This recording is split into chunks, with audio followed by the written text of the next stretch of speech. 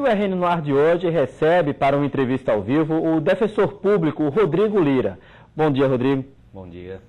A Defensoria Pública emitiu uma recomendação à Sejuc a respeito dos CDPs. O que diz essa recomendação?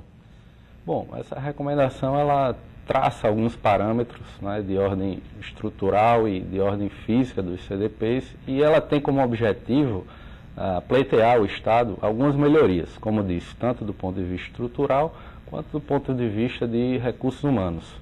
Então, são várias recomendações, algumas de curto prazo, outras de médio e outras de longo prazo. Mas eu poderia destacar, principalmente a curto prazo, a melhoria em relação ao atendimento, ao cumprimento de pena por parte do preso, alimentação, qualidade, fornecimento de itens de higiene pessoal, fornecimento de medicação, atenção a essa... O básico. O básico, isso. A gente fala muito que o CDP, ele sempre foi uma delegacia que colocaram uma placa com o nome de Centro de Detenção Provisória porque os presos não podiam ficar mais custodiados nas delegacias. Essa continua sendo a realidade aqui da gente? Continua sim, continua. Infelizmente, esses CDPs são arremedo, né? São feitos de forma a dar uma solução imediata para uma situação que já vem perdurando há muito tempo. Eram usados, como você mesmo falou, como delegacias de polícia e foram adaptadas para centros de detenção provisória. Então, elas não oferecem as condições mínimas estruturais de custódia de presos. Isso acaba acarretando, como a gente vê, num fortalecimento dessas facções criminosas que se instalam não só nos presídios, mas também nesses CDPs. Hoje, qual é a realidade de um CDP, trazer como exemplo aqui o da Zona Sul ali em Candelária? Qual é a realidade dele de população carcerária em relação ao que ele realmente está previsto, que ele poderia comportar? E qual é a realidade do dia a dia de um preso provisório num dado como essa? Bom, por exemplo, você fez menção ao CDP Zona Sul, mas não só o CDP Zona Sul, todos os CDPs da Grande Natal, eles apresentam um quadro de superpopulação carcerária. O CDP da Zona Sul, por exemplo, ele já está com o dobro da capacidade. Tá? Cerca de 110, 115 presos custodiados num lugar que caberiam 60 presos. E temos outro exemplo clássico, que é o maior CDP de Natal, que é o Raimundo Nonato, CDP de Natal, hoje com o triplo da capacidade de população carcerária no seu interior. Então isso prejudica, ou seja, faz com que o Estado não tenha o controle efetivo daquela população, o que gera, né, todos esses problemas, essa crise no sistema penitenciário que a gente vive hoje. Na recomendação, uma das coisas que foi citada foi acerca do uso da tornozeleira eletrônica. Hoje a gente só vê isso nos presos que estão cumprindo pena no regime semiaberto, mas a intenção da Defensoria é que isso também possa ser aplicado aos presos provisórios. Isso, seria uma forma de evitar que alguns tipos de prisão, que são de pequenos delitos, por exemplo, furto, crimes patrimoniais de pequena monta, em vez de aquele preso cumprir uma pena num CDP, uma pena provisória, diga-se de passagem, que ele possa ficar monitorado pelo Estado e esvaziar um pouco, diminuir um pouco essa questão da superpopulação. A gente tem muito aqui no Estado a questão do preso provisório como um dos problemas da superpopulação. Como é que poderia ser resolvido essa questão do preso provisório?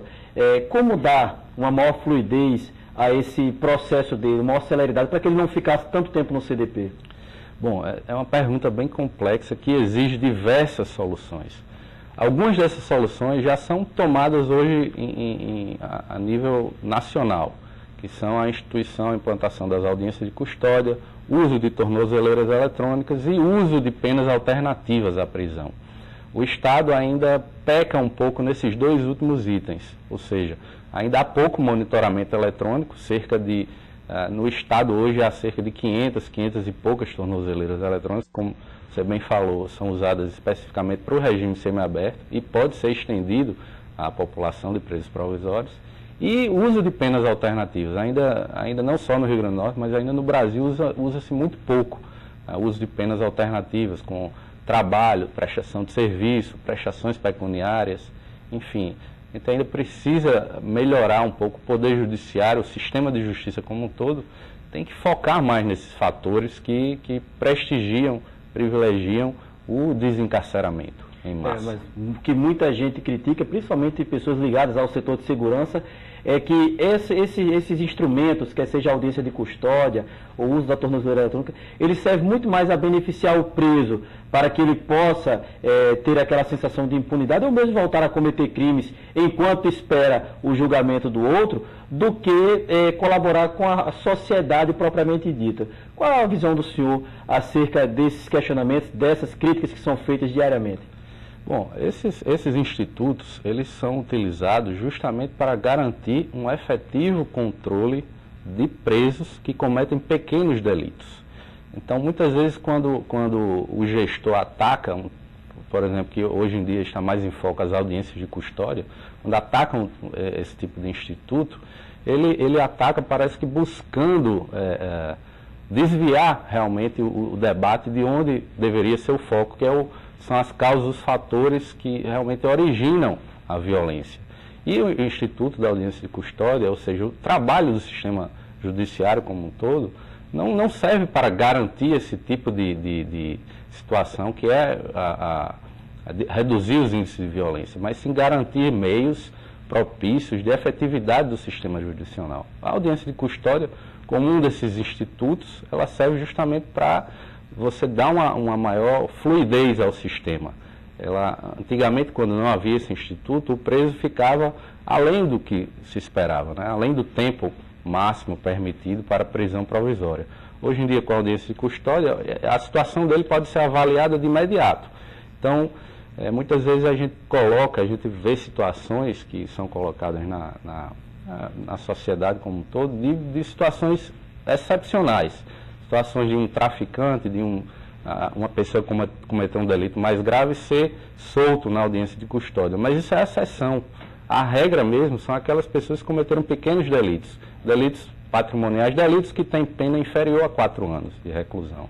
A gente tem que analisar do ponto de vista macro, e não só visualizar esse instituto como uma forma de impunidade, gerar impunidade ou aumentar a violência, que não é verdade. O senhor falou no começo da nossa entrevista acerca dessa recomendação que foi emitida para a Secretaria de Justiça e Cidadania, tratando de questões básicas como alimentação, como higiene e mesmo a condição de sobrevivência, vou até falar com esse termo, do preso dentro desses CDPs. Como é que está a condição hoje, por exemplo, de alimentação? Não há uma rotina de receber essa alimentação, uma regularidade?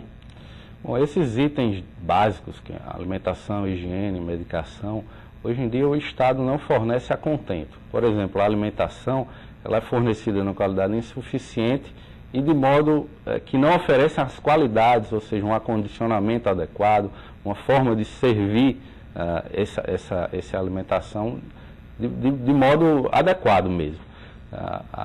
O Estado passa por alguns problemas contratuais com a empresa fornecedora, tem algumas dívidas que talvez por esse motivo a empresa deixe de cumprir determinadas condições contratuais, mas a realidade é que hoje esses itens básicos não são fornecidos. E, de certa forma, você não dando o mínimo, não oferecendo o mínimo, gera essa instabilidade, né? A instabilidade dentro da população, no interior desses centros de detenção provisória. O senhor é defensor público e aí, só para a gente encerrar a nossa conversa hoje, a minha pergunta é, quando o senhor precisa ir ao encontro de um preso, é fácil encontrar esse preso no CDP ou acontece de chegar no CDP e dizer, o preso não está aqui, o preso desapareceu e ninguém sabe para onde ele está? Isso é bem comum, inclusive na nossa última atuação na Força Tarefa da Defensoria Pública, em janeiro, teve também outra em março, uma em relação aos presos definitivos. Podemos constatar isso em loco, né? A gente chegava lá à procura de uma determinada pessoa, que até com alvará de soltura, e aquela pessoa não era localizada de pronto, porque a SEJUC não tem um sistema informatizado. Elas trabalhavam anteriormente com planilhas, né? Planilhas que eram alimentadas dia a dia, mas essas planilhas não têm uma comunicação com os outros centros de detenção e com o sistema de justiça. Então, muitas vezes, se um centro de detenção provisória faz a transferência de um preso para outro, se o outro não alimentar corretamente, aquele preso vai ficar no limbo, não é, no sistema, ninguém vai achar. Ninguém sabe se fugiu, se desapareceu, se morreu, se enterraram, o que é que aconteceu com o preso, se ele está preso em outra unidade como deveria estar. Exatamente. Só para a gente finalizar então agora, acerca da recomendação ainda, queria que o senhor falasse a respeito de prazo. Existe um prazo para essa recomendação? E se a Sejuc decidir não cumprir a recomendação, o que é que pode ser feito? O que é que a Defensoria deve tomar de providência? Certo. Antes de falar nos prazos, eu gostaria só de frisar também que essas recomendações, né, são tanto em relação ao cumprimento de pena por parte dos presos, quanto também melhoria estrutural, não só para o preso, como também condições de trabalho para o agente penitenciário, aparelhamento, enfim, aquisição de equipamentos para dar condições de trabalho e controle estatal sobre esses presos. E essas recomendações, existem recomendações a curto, médio e longo prazo, como eu disse. Caso não sejam atendidas as recomendações nos prazos determinados, claro, a Defensoria Pública, como instituição autônoma, pode vir a judicializar algum item dessa recomendação, por meio de ações civis públicas. Mas desde já eu quero dizer também que a Sejuc vem, pelo menos recentemente, vem dando boas mostras de sinais, né, de mudanças na gestão, e inclusive com a elaboração de um plano diretor do sistema penitenciário. Então, essas recomendações foram feitas, mas muitas delas o Estado já vem dando sinais de cumprimento antes mesmo da recomendação ter sido expedida. A gente espera até que algumas dessas recomendações sejam cumpridas independentemente de ajuizamento ou judicialização de qualquer demanda.